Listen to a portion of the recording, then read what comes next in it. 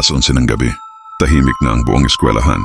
Si Marco, isang janitor ang naiwan para maglinis sa lumang gym.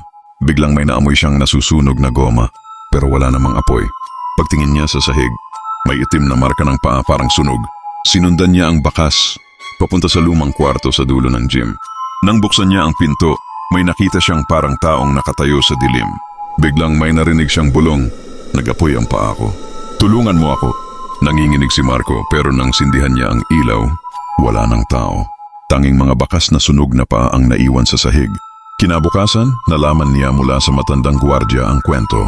Isang estudyanteng babae ang nasunog ang mga paa matapos makulong sa gym noong may sunog sa eskwelahan.